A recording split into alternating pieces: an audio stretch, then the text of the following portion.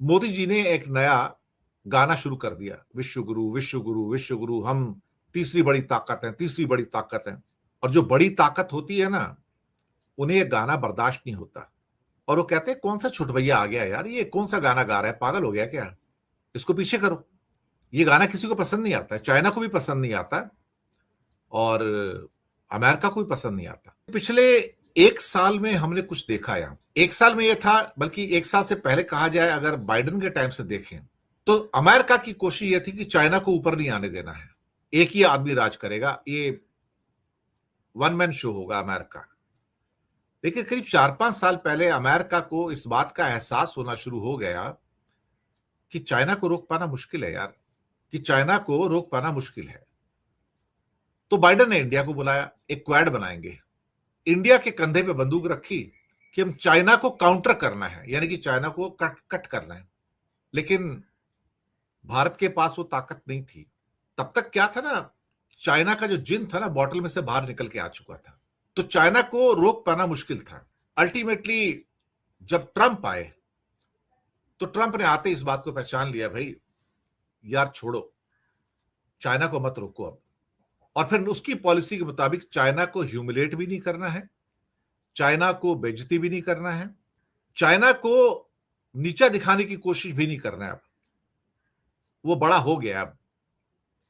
अब वो क्या है ना कि जो बच्चा है ना, वो बाथ टब में से निकल के बाहर आ गया, अब वो बड़ा हो गया वो। तो यहां से एक बहुत बड़ा स्ट्रेटेजिकल एक चेंज आता है अमेरिका की नीति में कि accept China as another super power of the world. ये एक्सेप्टेंस पिछले एक साल में बहुत स्ट्रांग रूप से आ गया। हालांकि उसके बावजूद भी ट्रंप ने चाइना को दांत दिखाने की कोशिश की बीच में, मैं तेरे ऊपर 100% लगा दूंगा, 150 लगा दूंगा, 200 लगा दूंगा, एक रेस शुरू हो गई। लेकिन फिर जिस दिन जिनपिंग की और ट्रंप की मुलाकात हुई, ये सारा जोश सोडा वाटर की बोतल की तरह ठंडा हो गया, क्योंकि अमेरिका को पता लग गया मेरे पास तो बहुत सारी ऐसी चीजें जो है ही नहीं, वो तो चाइना के पास है।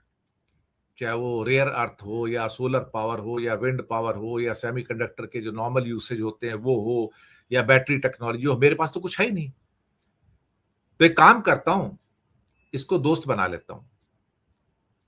तो फिर एक मीटिंग होगी इनकी, कोरिया के समिट से पहले एक मीटिंग होगी इनकी, और दोनों की आपस में मांडवली हो गई। मांडवली कहते हैं मुंबई के अंदर जो ये क्या कहते हैं ना कि गैंगस्टर्स होते हैं ना, गैंगस्टर्स, तो गैंगस्टर्स में आपस में मेल हो जाता है,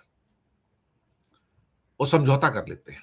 बारडोली का मतलब समझौता, इनका समझौता हो गया और समझौता होके अंदर से डिसीजन हो गया कि देख भाई, तू ना मेरे को मारेगा ना मैं तेरे को मारूंगा।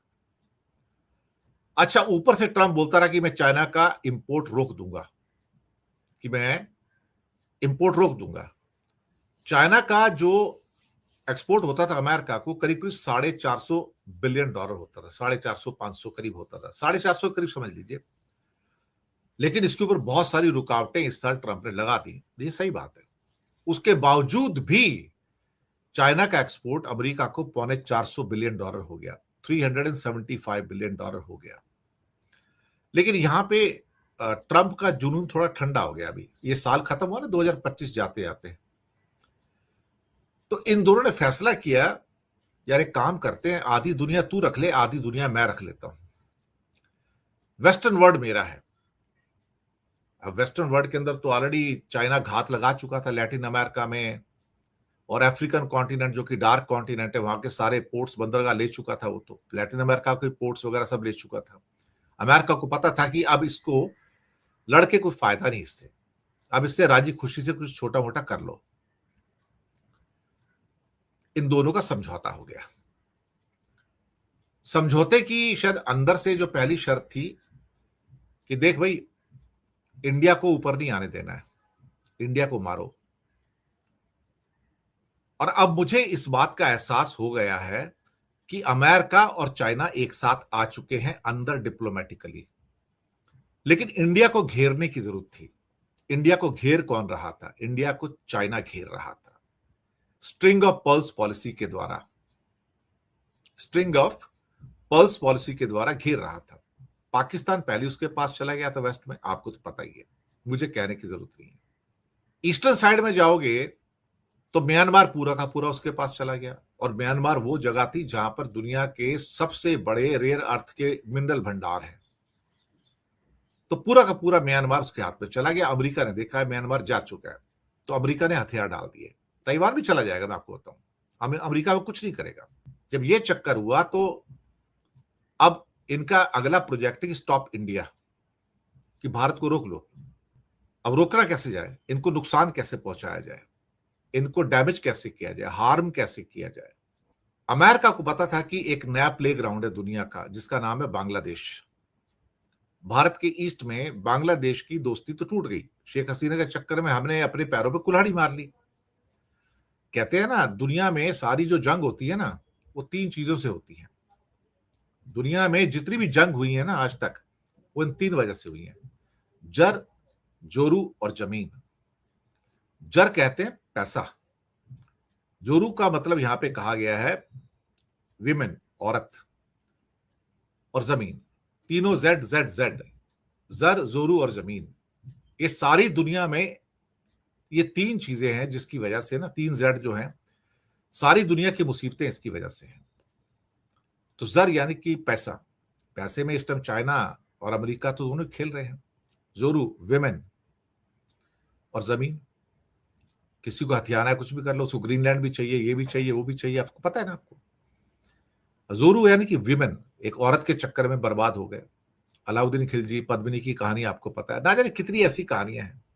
यहां पे मोदी गलती कर बैठा, औरत के चक्कर में पड़ गया भाई। औरत थी शेख हसीना। शेख हसीना एक किस्म से अब जो स्टोरी निकल के आती कि भारत की एजेंट के रूप में काम करती थी, ना कि बांग्लादेश की प्राइम मिनिस्टर के तौर पर। ये लोग कहते हैं, बांग्लादेश के लोग कहते हैं। करप्ट भी थी बहुत, पैसा भी बहुत खा गई। करप्ट सारे ही, मोदी भी करप्ट है, ऐसा नहीं है कि नहीं करप्ट है। लेकिन साहब वहां से एक मसला निकलता है, और वो मसला बहुत घातक सिद्ध हो गया। बांग्लादेश के पास एक लीवरेज था, और लीवरेज था टेक्सटाइल का, और उसमें बड़ी तरक्की की। करीब करीब 50-60 बिलियन डॉलर का कपड़ा, उसका एक्सपोर्ट इंडिया को आराम से बीट करता था। दुनिया में 30% जो सारा कपड़े का व्यापार है वो चाइना के पास, 7% वियतनाम के पास, और 7% बांग्लादेश के पास। इंडिया ने लाख कोशिश कर ली कि बांग्लादेश को बीट करे, नहीं कर पाया। मोदी जी हर साल टेक्सटाइल पार्क खोलते थे। अब अमेरिका को और चाइना को, दोनों को अपनी सरकार चाहिए बांग्लादेश में। लेकिन बांग्लादेश में धंधा कौन करता है साहब? बांग्लादेश में जो धंधा है ना, वो चाइना करता है, अमेरिका नहीं करता। एक डील हो गई साहब, अमेरिका की बांग्लादेश के साथ डील हुई कि तू कपड़े मेरे को भेज, मैं तेरे को 0% टैरिफ लगाऊंगा, तू कपास मेरे से खरीद ले, यानी कि कॉटन मेरे से ले, यार्न मेरे से ले ले, बात खत्म हो गई। चाइना के साथ हुआ, मुझे लगता है उसकी आपस में मांडवली हो गई अमेरिका की, कि चल तू एक काम कर, तू वहां जाके फर्स्ट क्लास जाके टेक्सटाइल फैक्ट्रियां लगा बांग्लादेश में, और वहां से तू मेरे को एक्सपोर्ट कर दे। क्योंकि चाइना से सीधा एक्सपोर्ट करेगा 31% ड्यूटी है, कस्टम ड्यूटी है जिसको टैरिफ कहते हैं, और बांग्लादेश से करेगा तो 0% है। चाइना को यह बात बड़ी पसंद आई, और चाइना कुछ टाइम से यही कर रहा था। अब मैं आपके सामने कुछ फैक्ट रखूंगा, उस फैक्ट से आपको अंदाजा हो जाएगा कि चाइना क्या कर रहा है। और चाइना का एक सबसे बड़ा जो बेस इस टाइम बन रहा है चाइना के बाहर, खासतौर से गारमेंट्स में, वो बांग्लादेश है। टेक्नोलॉजी में सबसे बड़ा बेस जो दोस्त है उसका, वो वियतनाम है। तो साहब, जब मैंने पूरा बाकी कॉन्टेक्स्ट देकर बांग्लादेश को मैंने बहुत कवर किया, मैंने बताया, मेरे सैकड़ों एपिसोड है बांग्लादेश के ऊपर। तो फिर मैंने ये देखा इसके अंदर कि बांग्लादेश के अंदर चाइना का होल्ड बहुत है। जापान की करीब करीब 350 फैक्ट्रियां बांग्लादेश में, 350 फैक्ट्रियां मैं आपको बताऊं। और चाइना की जो सारा वहां पे कोलैबोरेशन है बांग्लादेश में, वो तो ऑलमोस्ट आप कह सकते हो 800,000 फैक्ट्रियों के अंदर है। कपड़े के अंदर ही कम से कम नहीं तो 400-500 मैं आपको बताऊं। अमेरिका और चाइना ने एक साथ मिलकर ये सारी की सारी मांडवली की कि इंडिया को कैसे डैमेज किया जाए, इंडिया के व्यापार को कैसे डैमेज किया जाए। यही बात यहां से निकल के आती कि ये पूरा का पूरा जो बांग्लादेश को जो ड्यूटी फ्री का 0% का ऑफर दिया गया, ये इन दोनों की जुगलबंदी है, अमेरिका और चाइना की। यानी कि जिनपिंग और ट्रंप, ये दोनों आपस में मिल चुके हैं, और इनका मकसद यह है कि इंडिया को कैसे बीट किया जाए। हमारी जो लीडरशिप है, Modi and other party, Piyush Goyal, ये लोग समझ नहीं पाए कि हमारे साथ खेल क्या हो रहा है, कि ये लोग गेम क्या कर रहे हैं हमारे साथ में। इंडिया को खुश करने के लिए ट्रंप ने पहले इंडिया का एक नक्शा दिखाया, जिसमें अक्साई चीन और पाकिस्तान ऑक्युपाइड कश्मीर को इंडिया का हिस्सा दिखा दिया। इंडिया खुश हो गया, देखो अमेरिका ने हमारा नक्शा सही दिखा दिया। 4 दिन बाद वो नक्शा विड्रॉ कर लिया, फिर से पुराना नक्शा वापस आ गया, जिसमें पीओके अलग दिखाया जाता है, अक्साई चीन चाइना का हिस्सा दिखाया जाता है। लो कर लो बात, अब हो गया काम, धंधा खत्म। आपको खुश कर दिया, आपको खुश करके साइन करवा लिया, मोदी ने साइन कर दिया, मतलब निकल गया। मोदी 6 महीने पहले कपास को फ्री कर दिया था, कॉटन को अमेरिका से जा रहा था, ड्यूटी फ्री था, वो टैरिफ नहीं था, उस पर जीरो था। उस चक्कर में इंडिया के कपास वाले मर गए, वो इंपोर्ट के चक्कर। लेकिन कमाल की बात है, इंडिया में कपास फ्री आएगा और उससे कपड़ा बनेगा, उसके ऊपर 0% ड्यूटी अमेरिका हमको नहीं देगा, बांग्लादेश को देगा। इंडिया से डील पहले दिन की और अगले 4 दिन के बाद बांग्लादेश से डील कर ली, धंधा खत्म साहब।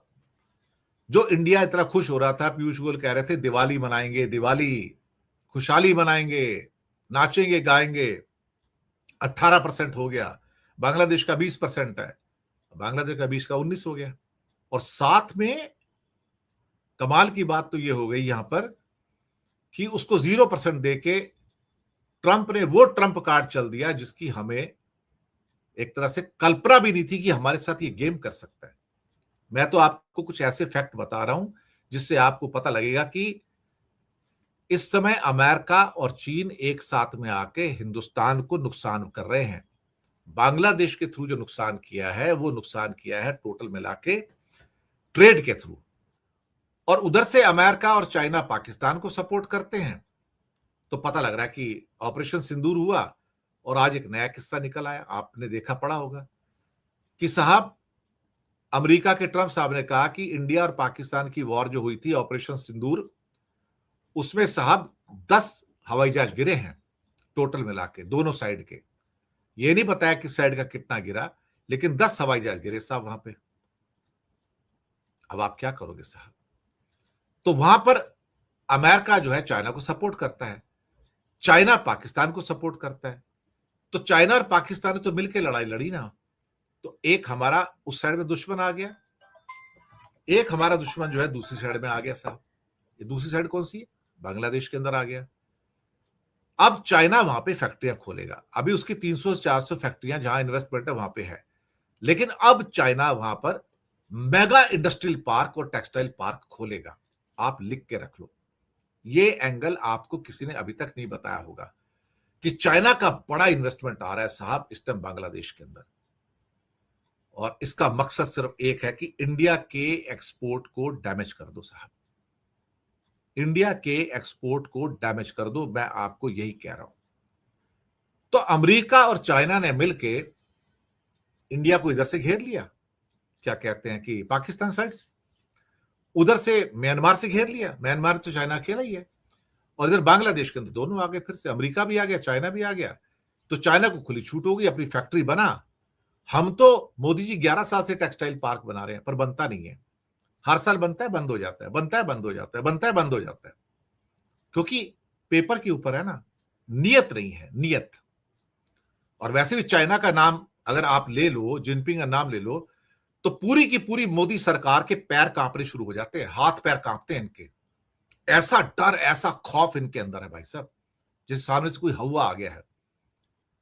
सच बात तो यह है कि हमारे जो आका है ना, आका, चाइना उसको ब्लैकमेल करता है, क्योंकि उसके कुछ वीडियो उसके पास हैं। ये सुब्रमण्यम स्वामी बोलते हैं कि हमारे आका के कुछ वीडियो जो है वो जिनपिंग के पास है और वो ब्लैकमेल करता है। ये चक्कर है सारा का सारा। तो बांग्लादेश भी गया काम से।